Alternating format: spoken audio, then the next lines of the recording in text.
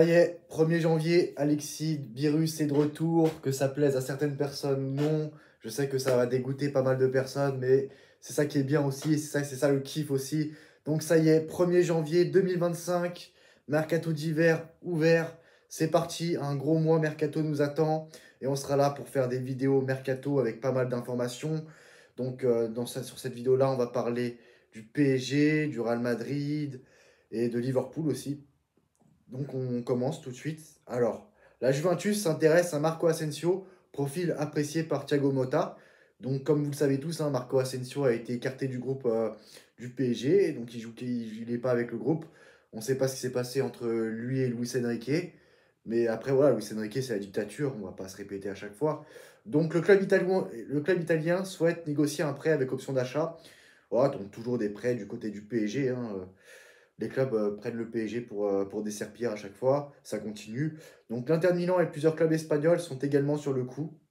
Information foot mercato.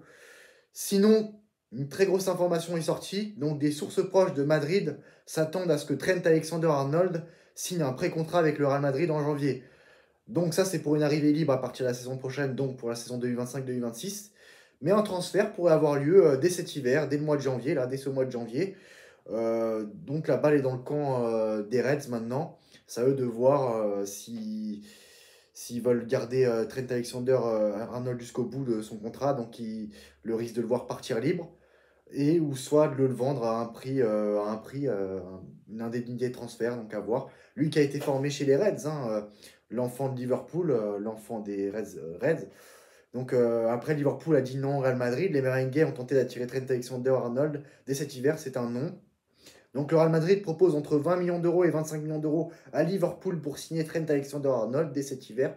Tout est entre les mains des Reds maintenant. Information Marca, information pro-madrilène.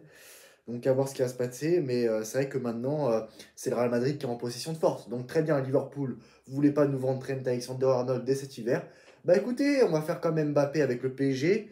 Voilà, bah, on va le prendre libre et à la fin de son contrat, on va le prendre libre comme ils l'ont fait à plusieurs reprises avec David Alaba, comme ils l'ont fait avec Antonio Rudiger. Ça va être le même principe. Donc voilà, à voir ce qui va se passer maintenant. Et on sait qu'il y a d'autres joueurs libres hein, du côté des Reds, comme Mohamed Salah, qui n'a toujours pas prolongé son contrat. Pareil pour Virgil van Dijk, même si je pense que Virgil van Dijk va prolonger son contrat chez les Reds. Après, comment il s'appelle, pour Mohamed Salah, le mec, là, il est complètement au sommet, il est incroyable, il a un niveau incroyable. Le mec, c'est le meilleur joueur en Europe cette saison, c'est le meilleur joueur du monde au moment où je vous parle. Mais Mohamed Salah, bon, c'est vrai qu'il a 32 ans, même si c'est vrai qu'il a un niveau incroyable. Le mec, il a quand même 32 ans. Ouais, il a l'étiquette d'un joueur qui a plus de 32 ans. Mais là, ça veut rien dire, hein. Zlatan Ibrahimovic est bien arrivé au PSG, par exemple, à 31 ans. Et voilà, tout le monde connaît la suite, hein. Pendant 4 ans, il a été à un niveau monstrueux. Et Zlatan Prime, c'était au PSG. Zlatan Prime, c'était au PSG. Donc il peut très bien venir au PSG, mais c'est vrai que en plus il a une hygiène de vie incroyable. C'est vrai que il a le même âge que Neymar, mais c'est pas la même chose, ça n'a rien à voir. Le mec il a encore 3 ans au moins. Ouais, s'il continue comme ça, en plus le mec il a un corps incroyable, tablette de chocolat, tout ça, tout bien dessiné. Il entretient bien son corps, il fait attention à son corps. C'est pas le genre de joueur qui va faire la fête tout le temps, qui va se laisser aller, qui va pourrir son corps avec l'alcool et tout ça, tout ce délire-là, aller en boîte de nuit. C'est pas le genre de mec qui va faire la fête et tout chaque week-end, voire jamais. Donc c'est ça. Donc Mohamed Salah, c'est un pari, un très bon pari et pari positif. Car de toute façon, c'est vrai que c'est vrai que là, je parle surtout pour le mercato estival 2025. Mais là, pour le mercato d'hiver 2025, là, il reste 2 journées de Ligue des Champions. Mais de toute façon, c'est des joueurs, s'ils signent dans des clubs, ils pourront pas jouer les 2 dernières journées de Ligue des Champions. Ils pourront jouer à partir des barrages, c'est-à-dire les 16e de finale de Ligue des Champions ou les 8e de finale de Ligue des Champions. Mais avant, ils pourront pas. Donc c'est plus un mercato perdant d'autre chose. C'est-à-dire que non seulement tu peux perdre des joueurs, mais les joueurs que tu as perdus, tu pourras pas les remplacer pour les 2 dernières journées de Ligue des Champions. Donc pour moi, ce mercato d'hiver 2025, c'est plus un mercato perdant qu'autre chose. Donc, dites-moi en commentaire ce que vous pensez, mais pour moi, ce que vous en pensez, mais pour moi, c'est ça, c'est comment je vois le truc, c'est ça. Donc, à voir ce qui va se passer maintenant. Mais après, c'est vrai que ça peut changer la donne d'une équipe. Par exemple, si Manchester City, là, tout de suite, s'il recrute les prochains jours des joueurs, ça pourra les aider pour reprendre confiance. Mais indirectement, ça peut les aider pour la Ligue des Champions. Mais directement, non. Parce que Manchester City en Ligue des Champions a besoin de points pour assurer sa qualification pour les barrages de Ligue des Champions. Donc le match au Parc des Princes le 22 janvier va être très déterminant pour les deux équipes, que ce soit pour le club parisien et pour les Sky Blues. Donc voilà pour la parenthèse. Donc officiel, hein, le FC Barcelone a demandé à la Fédération espagnole de football une nouvelle licence pour Dani Olmo et Pau Victor.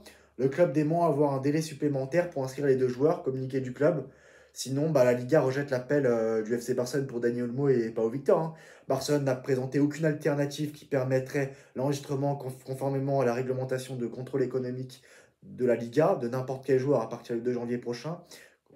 Les alternatives de Barça avant minuit, mais ça, voilà, c'est déjà passé. Mais bon, voilà, en gros, pour Dani Olmo, c'était inscription de dernière minute dans le meilleur des cas pour eux. Mais dans le pire des cas, le joueur peut décider de rester, mais doit partir en prêt. Ça change rien. Il va quand même quitter le Barça d'une façon ou d'une autre. Donc le joueur peut signer libre ailleurs et réclamer son salaire sur son contrat restant au club. Pour Pau Victor, inscription de dernière minute, le joueur doit être prêté. Mais bon, le joueur qui nous intéresse, c'est Dani Olmo et Pau Victor, bof quoi. Après, l'agent de Dani Olmo confirme que son joueur va rester au Barça. Nous ne considérons aucune autre option, hein. La décision prise par Dani Olmo est de rester à Barcelone car il veut jouer pour le Barça. Mercredi 1er janvier 2025, 17h32. Pour l'instant, c'est toujours flou, hein, sur la situation de l'Espagnol. Donc on ne sait pas ce qui va se passer pour lui. Après, la RFEF soutient Javier Tebas et n'accordera pas de licence à Dani Olmo et pas au Victor. C'est réglementé, c'est le Barça qui aurait dû respecter les règles. Information Diario As. Le FC à Barcelone maintenant attend le 3 janvier pour Dani Olmo et pas au Victor. Il reste toujours confiant. Olmo n'écoute toujours aucun club et il va absolument jouer au Barça. Le club aura l'argent des loges VIP et en sa totalité ce vendredi. Et espère que le fait de ne pas avoir reçu la totalité des revenus est interprété comme force majeure pour forcer le règlement dans ces délais.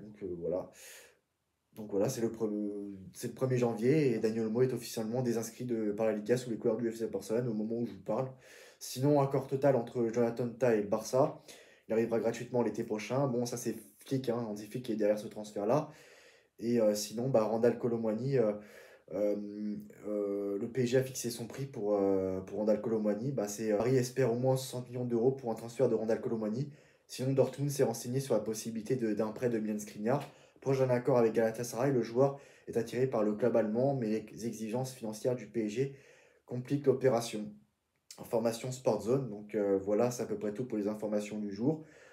C'est que le début du mercato, hein. Il y aura d'autres choses bien plus intéressantes à dire, hein, ces prochains jours, il n'y a pas de doute là-dessus. En attendant, c'est tout pour moi, hein, voilà, c'est tout pour moi. Et pour conclure, Trent Alexander au Real Madrid, ça sent très bon, hein. Il est très bien parti pour rejoindre son compatriote Jude Bellingham et Mbappé. Mbappé, parce que bon, ça sent pas bon pour une prolongation de contrat pour Liverpool. Là, je ne le sens pas cette histoire. Et pour moi, il est très bien parti pour aller au Real Madrid. En tout cas, c'est mon avis. À vous de me donner vos avis en commentaire sur tout ça. En attendant, je vous dis à très bientôt pour une nouvelle vidéo Mercato. Ciao!